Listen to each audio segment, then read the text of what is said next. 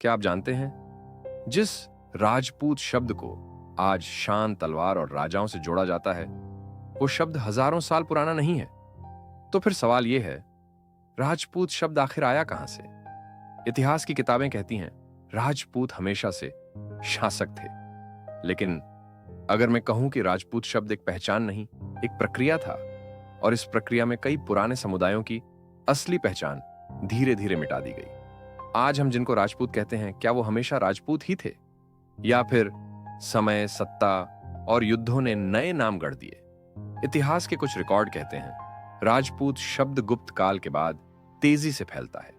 इससे पहले यह शब्द लगभग न के बराबर मिलता है। अब असली सवाल सुनिए, अगर राजपूत शब्द नया है तो उससे पहले ये लोग किस नाम से जाने जाते थे, और किन लोगों को इतिहास में वनवासी, लुटेरा या असभ्य कहा गया? यहीं से कहानी असहज हो जाती है, और शायद इसलिए ये बातें हमें पढ़ाई नहीं गई। इस वीडियो में मैं कोई कहानी नहीं, इतिहास के रिकॉर्ड, शब्दों के मतलब और समय की सच्चाई दिखाऊंगा। अगर आप सच जानना चाहते हैं तो वीडियो को अंत तक देखिए, क्योंकि आज के बाद राजपूत शब्द को देखने का आपका नजरिया बदल सकता है। भारत का इतिहास सिर्फ युद्धों और राजाओं की कहानी नहीं है। यह कहानी है नामों के बदलने की, पहचान के बनने की और सच के छुप जाने की। आज हम जिन शब्दों को हजारों साल पुराना मानते हैं, जरूरी नहीं वो हमेशा से वैसे ही रहे हों। राजपूत शब्द कब और कैसे बना? राम जी और पांडव कौरव किस पहचान से जुड़े थे? और क्या आज की जातियां सीधे महाकाव्य काल से जुड़ी हैं? यह वीडियो किसी भी समाज के खिलाफ नहीं है, यह सिर्फ इतिहास की प्रक्रिया को समझने की कोशिश है। आज के राजपूत समाज की पहचान, सम्मान और योगदान पर कोई सवाल नहीं है। राजपूत शब्द संस्कृत के राजपुत्र से आया है, जिसका मतलब है राजा का बेटा। प्रसिद्ध इतिहासकार रामशरण शर्मा अपनी किताब अर्ली मेडिवल इंडियन सोसाइटी में लिखते हैं, Rajput was originally a status, not a caste।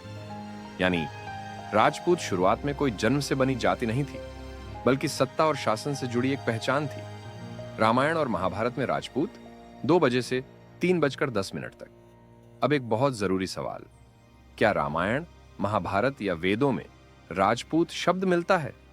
जवाब है नहीं।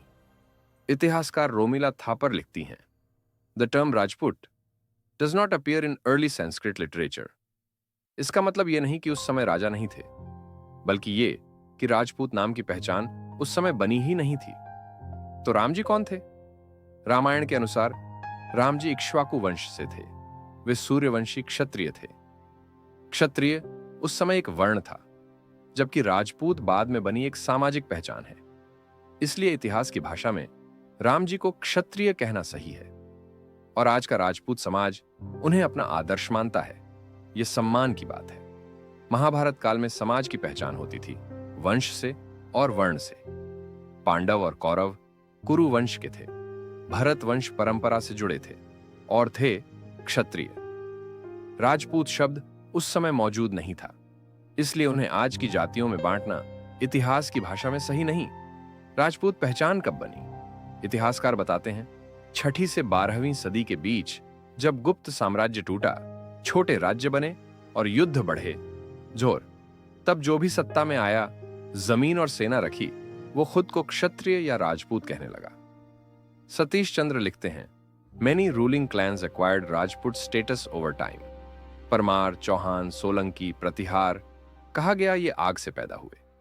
लेकिन इतिहासकार डीएन झा कहते हैं, अग्निकुला लेजेंड एक पॉलिटिकल मिथ है, यानी ये कहानी सत्ता को वैध दिखाने के लिए थी, इतिहास का प्रमाण नहीं। सच ये है, राजपूत कोई एक नस्ल नहीं, बल्कि एक ऐतिहासिक पहचान है जो समय के साथ बनी। राम जी, पांडव, कौरव क्षत्रिय परंपरा के प्रतीक हैं, और राजपूत समाज उस परंपरा का मध्यकालीन रूप। इतिहास समझना किसी को नीचा दिखाना नहीं, बल्कि सच को पूरे सम्मान के साथ जानना है। इतिहास किसी एक समाज के खिलाफ नहीं होता। इतिहास बताता है कि समय के साथ नाम बदलते हैं, पहचान विकसित होती है, और सत्ता के साथ शब्दों का अर्थ भी बदल जाता है। राम जी, पांडव और कौरव क्षत्रिय परंपरा के महान प्रतीक हैं, और राजपूत समाज उसी परंपरा का मध्यकालीन ऐतिहासिक रूप है। इन्हें अलग अलग समझना किसी का अपमान नहीं, बल्कि इतिहास को सही तरह से जानना है। सच को समझना समाज को तोड़ता नहीं, बल्कि समझ और सम्मान को मजबूत करता है।